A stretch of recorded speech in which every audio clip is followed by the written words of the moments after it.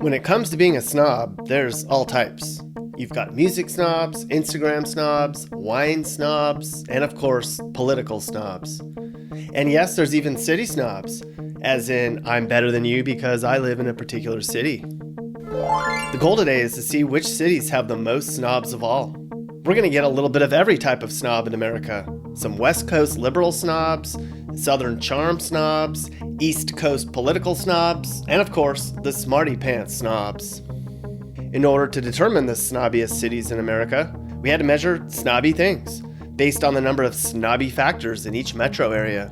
You know, the places where people are wealthy, live in big homes, attend theaters, shop at organic markets, and send their kids to private school.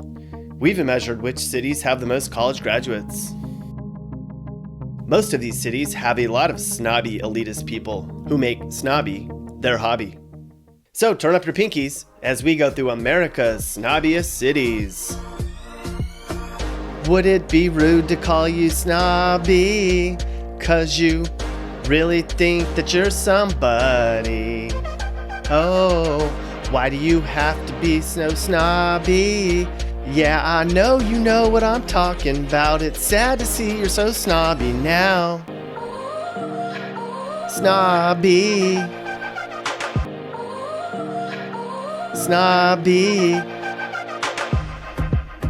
Ah, look what we have here. Our first stop we make drops us into the home of the wealthy East Coast elite, the Washington, D.C. snob, otherwise known as the social status snob.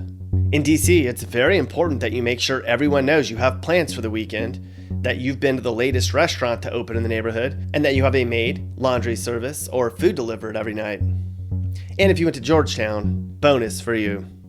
There's even neighborhood listservs that prove how snobby DC people are. Apparently, DC people look down on Walmart as if it's a place for lower class savages. Since we're snobs, we're gonna fly first class, because we think people in business class stink. Literally. Hey, look outside, everyone. That's the awesome cabin we rented for the week. Very fancy indeed.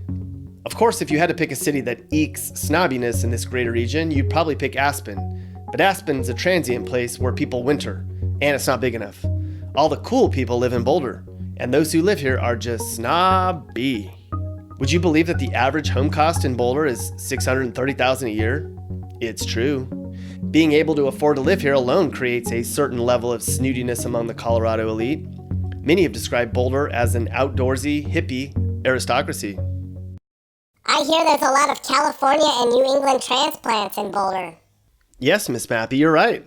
Apparently Boulder's the destination of choice for many coastal snobby elite.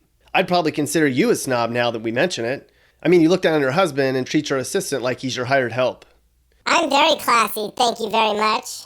Well, if you move to Boulder, you'd probably have to get a Subaru. Many Boulderites are Subaru snobs. I wouldn't be caught dead in a Subaru. That doesn't surprise me. Speaking of Subarus, let's drive ours to our next snobbiest city in America, which I'm sure will come as no surprise to anyone. This is Seattle. Let's take a peek into the lives of the West Coast snob. This is a newer creature who perhaps made his or her money in a tech or a startup. The Seattle snobs complain about the homeless and the cost of living, but they're part of the problem themselves. Of course, there's a lot of coffee snobs here in Seattle, home of the snobbiest culinary restaurant on earth, Starbucks.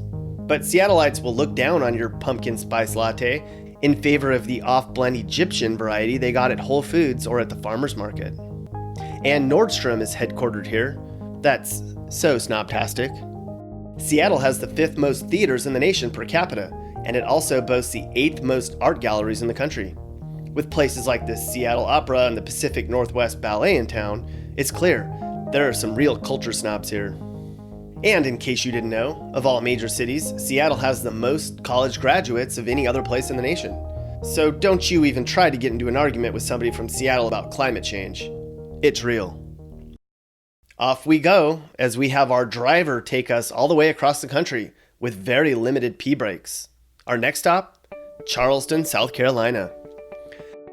Ah, the Southern snob who takes pride in family money and goes to events like cotillions and coming out parties. Yes, really. There are art museums and private schools up the wazoo in Charleston. And in case you didn't know, the cost of a house in Charleston proper is more than us regular 99%ers can afford. Plus, downtown Charleston has perhaps the highest concentration of snobby retail in the nation. Just a quick search shows us places like Louis, J. Crew, fancy chocolate places, chick this, boutique that, for bare feet. That doesn't sound snobby. Let's call one of these shops and ask them what's up with Charleston's snobby hobby. Hello. Hey, I'm doing a YouTube video on snobby cities, and Charleston ranks really high. Are people in Charleston snobby? Haven't you seen Southern Charm? We're all very sophisticated. Now excuse me while I go back to tending to my horses. Okay, that was interesting. Back to the West Coast we go again. I have a feeling we're going to see a lot of the West Coast for this video. Our first, but not last stop in California, is the cutesy, entitled, very much better than you and I, city of Pasadena, California. Pasadena is where you move to if you think you're too good for LA proper, and too sophisticated for Glendale or TO. That's Thousand Oaks, you twerp. Pasadena calls itself Crown City, which means they're coronating themselves as elitists already. Here you'll find the third highest number of private schools in the nation, fourth most theaters per capita, and one of the wealthiest enclaves in the country too. What, you haven't heard of this fine place, Pasadena? Have you ever watched the Rose Parade on New Year's Day? That's in Pasadena. So is Caltech, the Jet Propulsion Lab, and the Norton Simon Museum. Does that make you snobby? Only when you brag about it. All right, let's summon our driver and take a cruise up the coast and pull into pretty much the most liberal place in the nation, Berkeley. It's my prerogative, it's the way I want to live. It's my prerogative, I can do just what I feel. It's my prerogative, no one can tell me what to do. Berkeleyites are so much smarter, more sophisticated, progressive, and way more learned than you and I. In fact, Berkeley was called the 5th brainiest city in the entire country by a somewhat reputable source I found on Google. If Miss Piggy lived anywhere in America, it would likely be here, in Berkeley. Did you know students at UC Berkeley run around campus naked to celebrate finishing their finals? I did not know that, Mappy, and I'm glad I didn't. I'm actually not happy that you put that picture in my head. Speaking of naked, it's just coming to my realization that you don't have any clothes on. Maybe we need to change that. Whoa, Mappy, you look like a total snob now. Perfect for this episode. He looks like a king. Juan, you need some clothes too.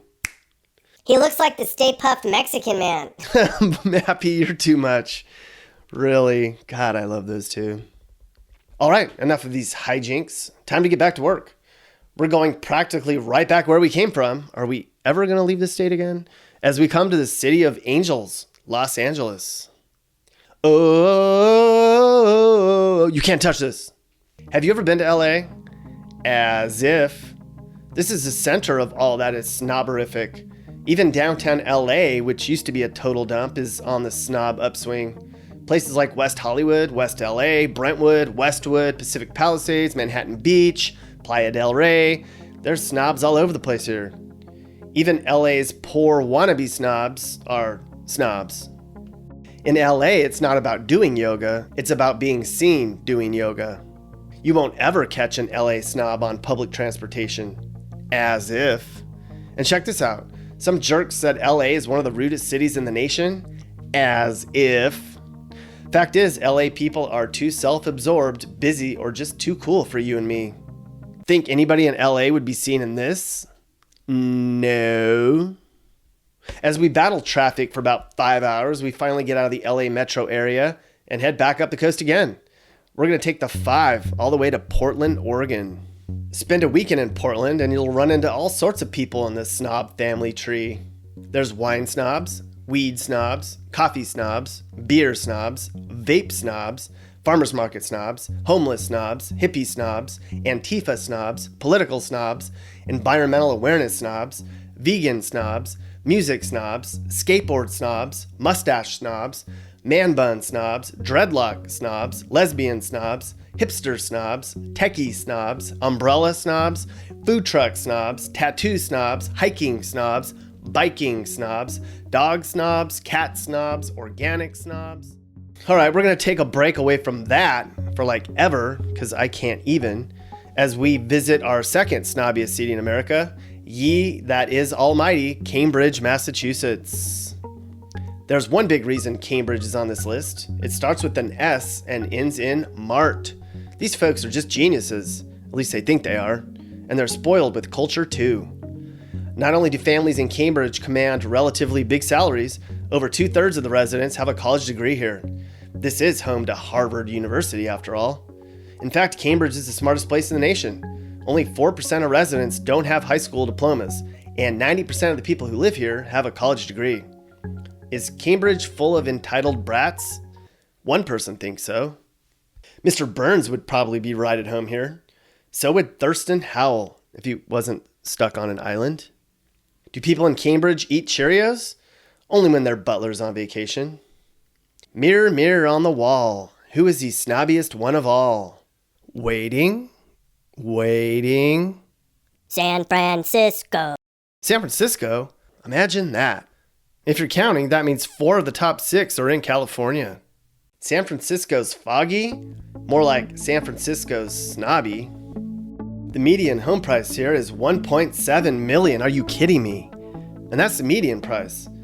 Now, those were the home prices when I wrote this, and you can bet they went up again by the time you're watching this video. Besides the high home prices and the inflated egos that come with a booming tech scene, it's also one of the smartest places in the country too. Walk around San Francisco and look around. People rarely look at you directly. They'll usually just glance up from their screens occasionally, just long enough to avoid the homeless person asking for change or to avoid stepping in poop. Maybe that's why they keep their noses held so high here, to avoid the poop smell. Portland and San Francisco snobs are similar in many ways, except Portland snobs are poor and San Francisco snobs are house poor. It's funny that they're so outright snobby here, considering that hardly anyone you see in San Francisco is from San Francisco. But don't remind them of that. They're too busy. But you know what? Maybe they're sick of their own kind, since in case you hadn't heard, there are more people leaving the Bay Area than moving to it, at least when you measure American-born residents. Or maybe they're just sick of paying for $18 Moscow mules. Okay, so that's it. Here they are in all their snobby glory. Our most snobbiest cities in America. Take a bow. It looks like it's pretty much a coastal elite sweep, doesn't it? In case you're wondering, our least snobby places in America, or most laid-back cities, are as follows. Now, we're not saying there's anything wrong with the people in these snobby cities. If we had the money and knowledge a lot of the people in these cities did, we'd probably be a little snobby too. If you live in some of the areas we talked about today, congratulations, you're officially a 1%er. If you don't, well, then maybe you're just an average 99%er, and there's nothing wrong with that. Now run along, be a good person, do something nice for somebody else today, and remember to do your part and stay out of trouble. That's the American way. The end. Hey guys, if you learned something new or you just like this video, make sure to like it. And if you really like this video, make sure you hit that subscribe button so you get all of our videos about what it's like to live in different places in America. Peace.